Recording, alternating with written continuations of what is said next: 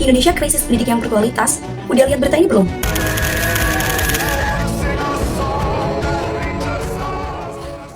Ternyata teman-teman, salah satu faktor penyebab terjadinya krisis pendidikan berkualitas di Indonesia itu karena guru kurang memahami pendidikan psikologi seperti perkembangan kognitif anak, emosional, dan juga karakteristik siswa. Apalagi tuntutan akademik yang ternyata tidak sejalan dengan perkembangan anak.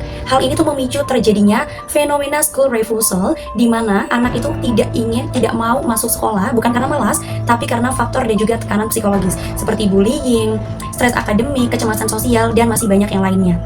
Istilah school refusal itu sebetulnya berasal dari kata school phobia yang dikemukakan oleh Bro Edwin pada tahun 1932 yang akhirnya dikembangkan oleh Hersoff pada tahun 1960 menjadi school refusal. Teman-teman nanti bisa lihat artikel judulnya adalah Refusal Go to School punya Hersoff. Nah teman-teman, ternyata fenomena school refusal, bullying, stres akademik, dan juga kecemasan sosial itu merupakan faktor urgensi untuk Indonesia bagaimana supaya pendidik, guru, atau bahkan orang tua itu dapat menerapkan psikologi pendidikan agar tidak terjadinya hal-hal tersebut. Yuk teman-teman, biar nggak terjadi fenomena-fenomena seperti bullying, stres akademik, kecemasan sosial, dan juga krisis pendidik yang berkualitas, kita bisa menerapkan dan juga mengimplementasikan apa itu psikologi pendidikan. Terus apa sih psikologi pendidikan itu? Psikologi pendidikan itu merupakan salah satu cabang ilmu yang memahami dan juga mempelajari proses pendidikan. Ranahnya itu mencakup proses pendidikan itu sendiri. Sebetulnya pemahaman psikologi pendidikan itu tidak hanya diterapkan untuk seorang guru, tapi juga orang tua juga perlu memahami bagaimana karakteristik anak dan juga supaya nanti anak dapat menentukan jalan hidupnya sesuai dengan kebutuhan dan juga kemampuan anak. Terus tujuannya apa untuk seorang pendidik memahami pendidikan psikologi? Yang pertama tentunya menjamin dan juga menjadikan pembelajaran itu lebih efektif, humanistik, dan juga sesuai dengan perkembangan anak. Dengan guru memahami pendidikan psikologi, yang mana itu nanti di dalamnya mempelajari tentang perkembangan kognitif anak, karakteristik anak, terus juga metode-metode pembelajaran apa saja yang nanti diperlukan untuk masing-masing usia pada perkembangan anak dari mulai usia 7 tahun, bahkan 2 tahun sekalipun, 0 hari, dan nanti sampai dewasa, itu seperti apa metode yang sesuai. Jadi, guru dapat menentukan metode dan juga strategi pembelajaran yang sesuai dengan perkembangan kognitif anak. Tetapi jika guru abai terhadap pendidikan psikologi bahkan tidak menerapkan pendidikan psikologi, itu nanti dapat memicu terjadinya tekanan psikologis pada anak tadi yang mengakibatkan terjadinya fenomena school refusal, yang mana siswa tidak mau belajar di sekolah, tidak mau berangkat sekolah, bahkan terjadinya faktor bullying, kecemasan sosial, dan juga stres akademik.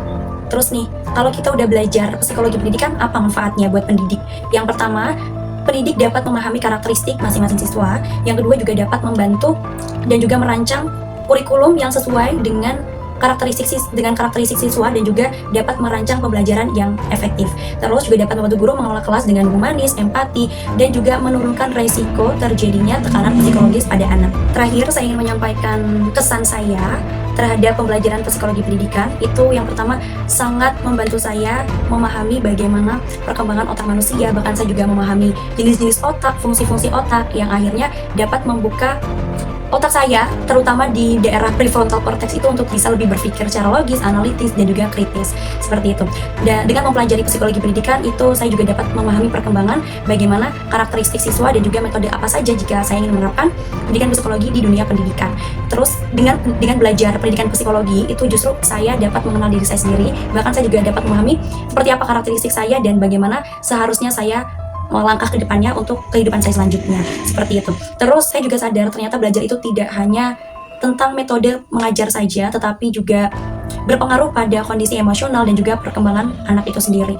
Yang kedua, ternyata peran seorang guru terhadap perkembangan anak itu ternyata juga sangat berperan, apalagi ternyata manusia itu juga berkembang, karakteristik terbentuk salah satunya adalah dari faktor lingkungan dengan mengamati, yang mana ketika karakter guru, cara mengajar guru itu tidak sesuai dengan kebutuhan anak, itu dapat merubah emosional dan juga merubah karakteristik siswa itu sendiri. Saya berharap dengan guru dan orang tua memahami dan juga menerapkan ilmu pendidikan psikologi itu dapat mengurangi kasus-kasus negatif yang terjadi di lingkungan sekolah maupun lingkungan keluarga untuk menjalin proses pendidikan yang lebih humanis, efektif, dan juga sesuai dengan kebutuhan siswa.